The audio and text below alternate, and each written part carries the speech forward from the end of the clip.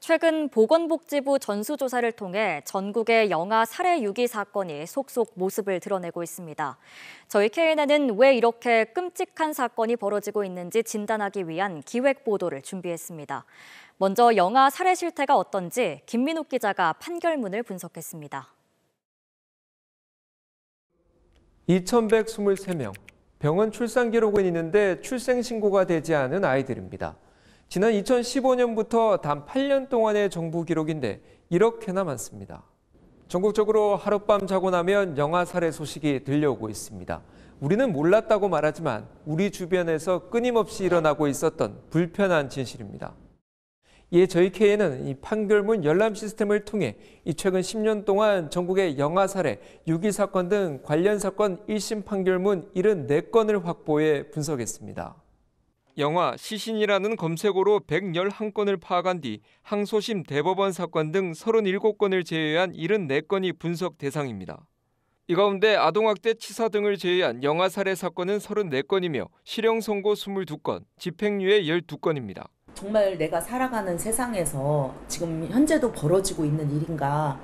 영아 살해로 형량이 가장 높았던 사건은 대전지법 사건으로 아이 어머니와 아버지에게 각각 징역 5년과 3년이 선고됐습니다.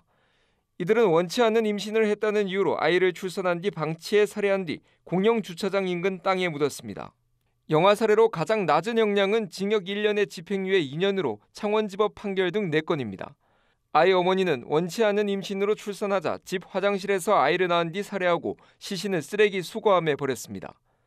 재판부는 피고인이 초범이고 반성한다는 이유로 집행유예를 선고했습니다. 쓰레기 수거함에 버렸단 말이에요.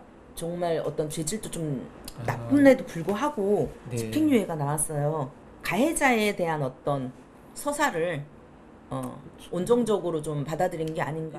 이처럼 집행유예형은 대부분 초범이거나 반성한다는 이유가 양형에 영향을 미쳤습니다. 자해적으로 미혼모나 혹은 아이를 제대로 키울 수 없는 상태에서 아이를 출산한 경우에도 그 사회에서 아이를 받아서 양육을 할 수 있을 정도로 제도가 갖추어지지 못했기 때문에 어쩌면 살인으로 이어지지 않는 것인가라는.